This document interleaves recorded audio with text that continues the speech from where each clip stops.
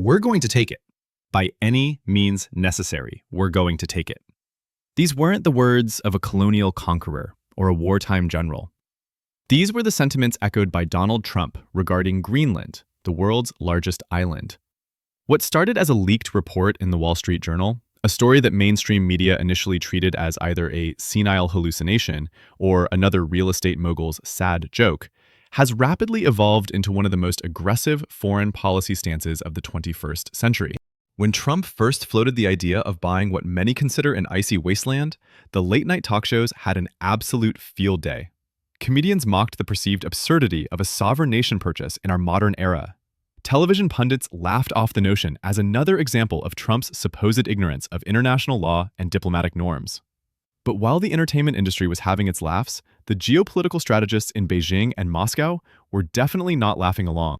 Vladimir Putin, a man who understands the brutal language of territorial expansion better than most world leaders, stated plainly that this development was not a surprise to him whatsoever.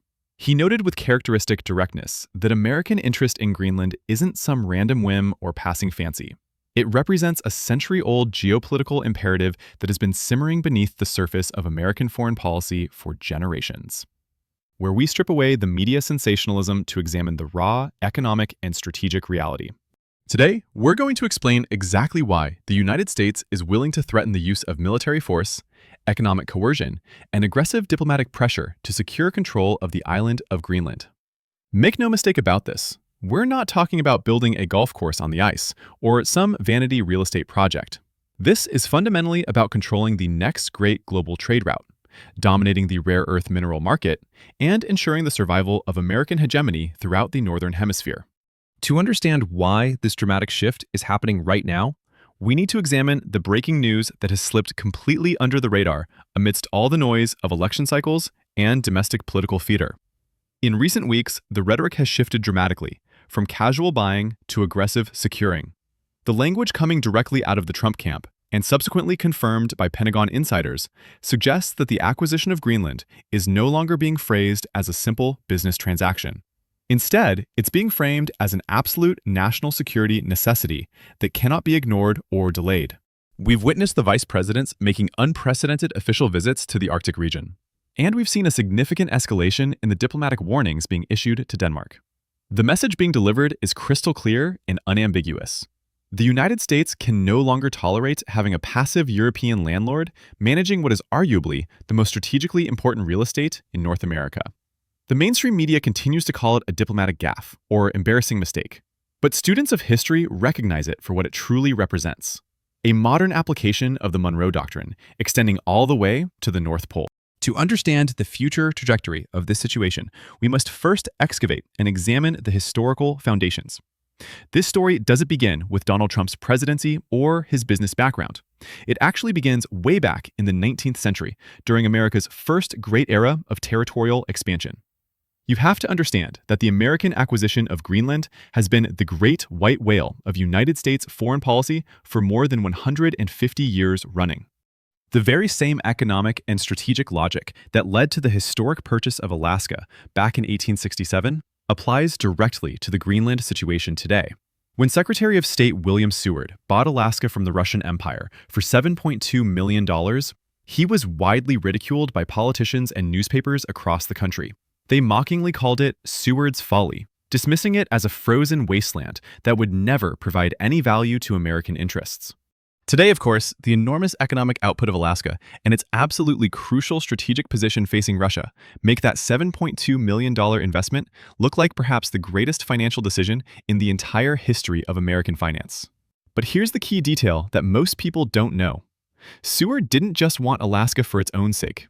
His comprehensive report from 1868 explicitly identified Greenland as the next necessary step to completely encircle the North American continent and secure total dominance over Atlantic shipping routes.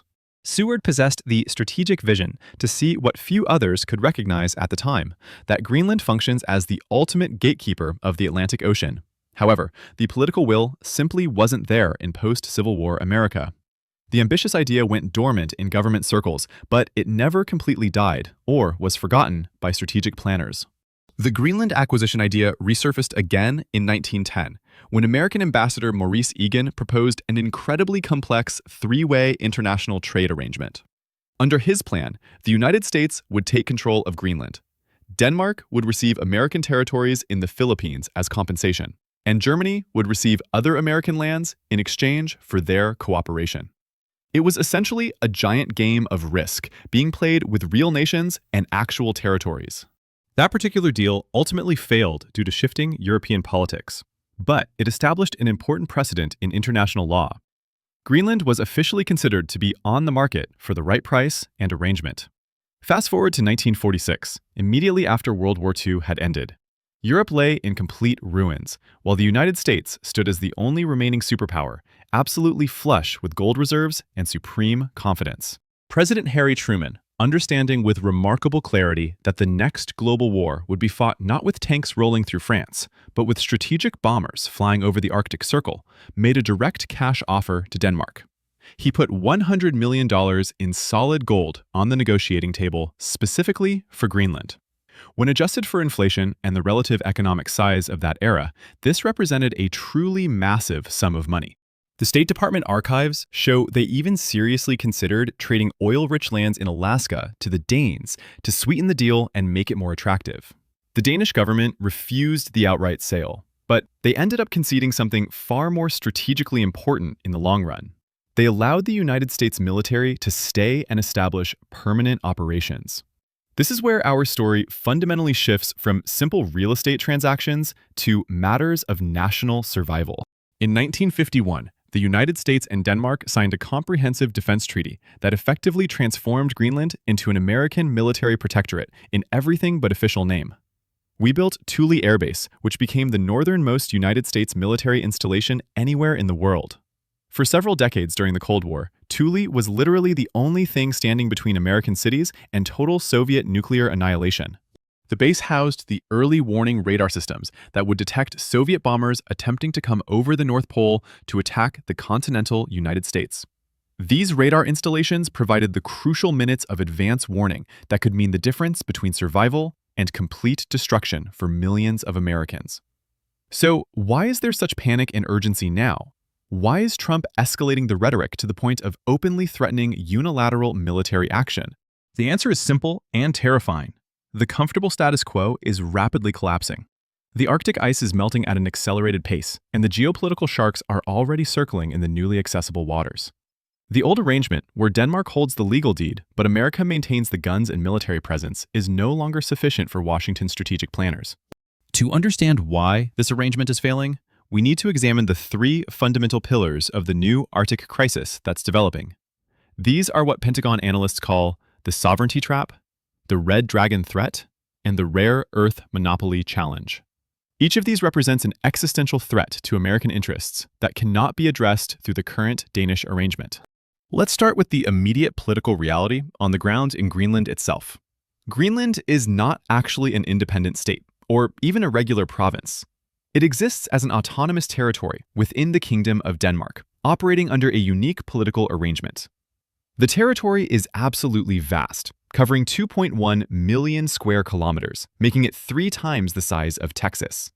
However, this enormous landmass is inhabited by 57,000 people total. The population is primarily Inuit, with a distinct culture and language that differs significantly from European traditions. For many decades, there has been a steadily growing independence movement centered in Nuuk, which serves as the capital city. In 2008, a crucial referendum gave Greenland significantly more autonomy from Danish control. They now control their own police forces, court systems, and critically important natural resource extraction rights. But here's their fatal Achilles heel that makes the entire independence movement vulnerable to outside manipulation: money and economic dependency. Greenland's economy remains fundamentally dependent on a massive block grant that comes directly from the Danish government treasury. Every single year, Copenhagen sends approximately $600 million to Nuuk to keep the government and basic services functioning. This enormous subsidy covers more than half of the Greenlandic government's total annual budget. Without this continuous flow of Danish cash, the schools would close, hospitals would shut down, and the entire civil service system would collapse within months. This $600 million annual payment represents the true price of Denmark's continued sovereignty over the territory. It's the financial leash that keeps Greenland permanently tied to Europe, rather than pursuing complete independence. This is exactly where the Trump strategy becomes absolutely Machiavellian in its calculated brilliance. The White House economic team has clearly crunched all the relevant numbers, and $600 million per year represents basically a rounding error in the massive United States federal budget. It's actually less than the total cost of half a single B-2 Spirit bomber aircraft. The strategy currently being formulated in the White House Situation Room is elegantly simple in its directness. Systematically outbid the Danes using the overwhelming power of the American Treasury. If the United States offers a direct aid package of, say, $2 billion annually, coupled with massive direct investment in critical infrastructure projects, they can effectively purchase the complete loyalty of the Greenlandic government while bypassing Denmark entirely in negotiations. The ultimate goal is to drive a permanent wedge between Nuuk and Copenhagen, using nothing more than the brute financial force of the United States Treasury Department. But this raises an obvious question. Why pay anything at all? Why does America care so deeply about a frozen island in 2026? The answer brings us to the most critical element of this entire analysis, the Chinese incursion into Arctic affairs. While Western media remains completely focused on Trump's Twitter statements and domestic controversies, the Chinese Communist Party was quietly executing what can only be described as a silent invasion of the Arctic region. China has boldly declared itself a near-Arctic state, which is a term that has absolutely no basis in geography or international law. Beijing sits more than 800 miles away from the Arctic Circle, but the designation has every basis in pure economic ambition and strategic planning. In 2018, China officially included the Arctic region in its massive Belt and Road Initiative, specifically dubbing it the Polar Silk Road Project. The incident that finally woke up Pentagon planners occurred back in 2016. A Chinese company called General Nis attempted to directly purchase an abandoned naval base located in Greenland proper. Think about the strategic implications of that for just a moment. A Chinese firm, ultimately answerable to the Chinese Communist Party through various legal mechanisms, wanted to own and operate a deep water port facility directly in America's backyard. The Danish government, under intense pressure from Washington officials, eventually vetoed that particular deal. But the Chinese didn't simply give up and walk away. Instead, they pivoted to a more sophisticated approach. In 2017, the Prime Minister of Greenland received an official invitation to visit Beijing. The Chinese rolled out the complete red carpet treatment, discussing potential infrastructure investments worth billions of dollars. They talked about building new airports, expanding mining operations, and establishing permanent trade relationships. This represents a classic example of China's debt trap diplomacy strategy that they've successfully employed across Africa, Southeast Asia, and the Pacific Islands. The pattern is always identical. Offer massive loans for infrastructure projects, then, when the recipient country inevitably can't repay the debt, demand strategic assets as collateral. It's economic colonialism, disguised as development assistance. The Chinese approach to Greenland follows this exact same playbook. They're not interested in buying Greenland outright, like Trump suggests. Instead, they want to make Greenland so economically dependent on Chinese investment and debt financing that they essentially control the territory without technically owning it. This gives them all the strategic benefits of ownership, while avoiding the international legal complications. Meanwhile, Russia has been equally aggressive in asserting territorial claims throughout the Arctic region. Moscow considers the Northern Sea route to be completely internal Russian waters, not international shipping lanes. They're actively charging tolls to foreign vessels and demanding that ships take on Russian pilots when transiting the route. In this increasingly hostile context, Greenland represents what military strategists call an unsinkable aircraft carrier that the United States desperately needs to project power back toward Russia. The recent threats by Trump to use military force if necessary represent a clear signal to Moscow just as much as they do to Copenhagen. It's an unambiguous statement that the Monroe Doctrine extends all the way to the North Pole region. The recent visit by the vice president to Thule Air Base wasn't simply a photo opportunity for domestic consumption. It was a site survey mission to assess current capabilities and future expansion possibilities. The harsh public criticism of Denmark, specifically accusing them of chronically underinvesting in regional security, represented the opening diplomatic salvo of serious negotiations. So how does this actually happen in practice? How does a modern democracy effectively buy or take control of a territory in the 2020s? The media consistently portrays it as a simple transaction, like a check handed from one president to another. But the reality, as we analyze here at Yukon Empires, is far more complex and involves a comprehensive strategy of economic suffocation and political subversion. The United States obviously cannot simply invade Greenland militarily without completely shattering the NATO alliance structure. Denmark remains a NATO ally, and you fundamentally cannot bomb a friend without destroying the entire alliance system. However, you can definitely make them an offer they simply can't refuse, and you can make their current position completely untenable through sustained pressure. The strategy currently unfolding involves what intelligence analysts call a dual-track pressure campaign. Track 1 focuses on the economic seduction of the Greenlandic people themselves. The United States is currently opening a brand new consulate in Nuuk, representing the first major step in this process. The State Department is engaging directly with local politicians and business leaders, systematically bypassing Copenhagen in all negotiations. The message being delivered to the Greenlandic people is elegantly simple and appealing. Denmark actively holds you back and treats you like a charity case. We will treat you as genuine business partners with real economic opportunities. If the United States offers a compact of free association similar to what we currently maintain with Palau or the Marshall Islands, Greenland could become an independent nation in name but function as a United States protectorate in practice. The United States would assume complete responsibility for defense and foreign policy matters, effectively blocking Chinese influence. And in exchange, every single citizen of Greenland would receive a United States passport and full access to the American economy. The $600 million Danish subsidy would be completely replaced by direct American investment in mining operations and tourism development. For a population of just 56,000 people, this massive influx of American capital would transform them into one of the richest per capita populations on Earth, literally overnight. The economic temptation to vote out the Danes would become completely overwhelming for ordinary Greenlanders. Track 2 involves applying intense geopolitical pressure directly on Denmark itself. The message being delivered behind closed diplomatic doors is that Denmark is fundamentally failing in its NATO obligations by chronically underinvesting in Arctic defense capabilities. Denmark is essentially leaving the back door of the entire alliance wide open to hostile penetration.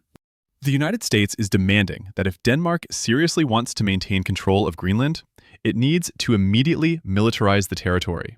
It needs to purchase American fighter jets, American radar systems, and American naval vessels to properly patrol the surrounding waters. This creates a perfect strategic trap for the Danish government. Denmark operates as a small welfare state that simply cannot afford a massive military buildup in the harsh Arctic environment. The total cost of defending Greenland against sophisticated Russian and Chinese incursions would completely bankrupt the entire Danish social model. The United States is betting that eventually, Danish taxpayers will examine the enormous cost of maintaining control over Greenland and conclude it's simply not worth the expense. They'll essentially tell their government to let the Americans handle it. This represents what corporate analysts would recognize as a hostile takeover strategy applied to sovereign nations. You systematically make the target asset so expensive to maintain that the current owner becomes forced to sell or abandon it. But there's also a much darker timeline that we need to consider seriously. The recent rhetoric about unilateralism and, specifically, not ruling out military options points toward a scenario where legal niceties are simply ignored entirely.